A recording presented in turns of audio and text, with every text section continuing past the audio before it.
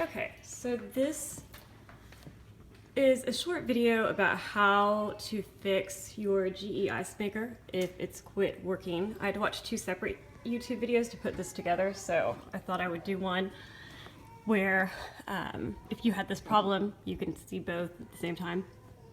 Now the first thing you're going to do is take your ice bucket out, because there's several things that could be wrong with it. It could be that you don't have a good water supply. So for example, if this tube right here needs to be replaced or is frozen solid, the water inside of it is frozen solid, then you need to order a replacement tube, which you can do online. And actually I'll put a link at the end of this video or at the bottom in the comments about where you can find out what tube you need to order. But the first thing you do to figure out what's going on is do a factory reset. To do a factory reset, you're going to turn this off, wait 15 seconds,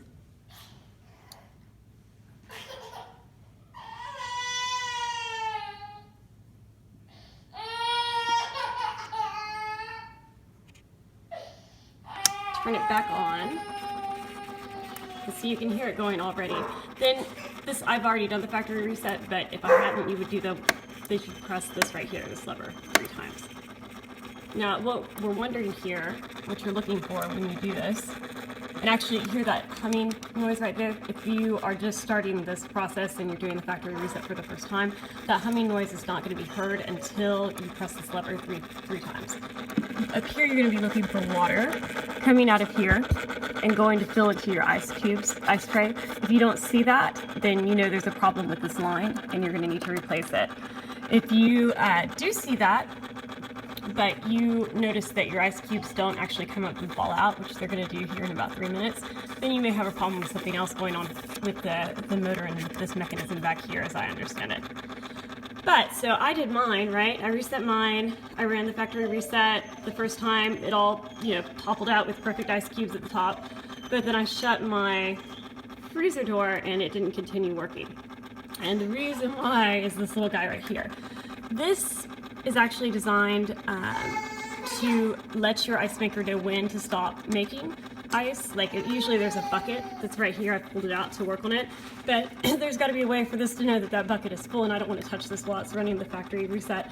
But if you were going to try and use this the way that it's meant to be used with the ice bucket, when the ice bucket gets full of ice, this is going to get slowly pushed back into the back position, and that tells the ice maker, okay, stop making ice.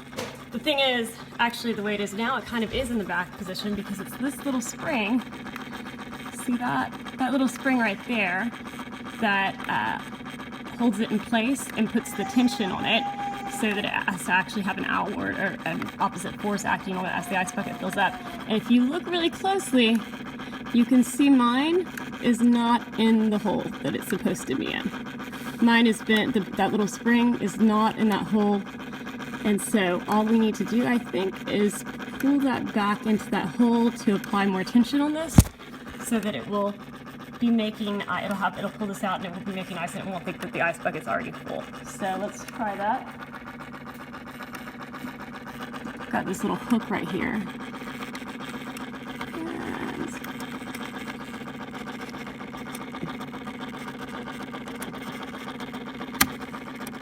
I'm going to pause this so I can give it my full attention.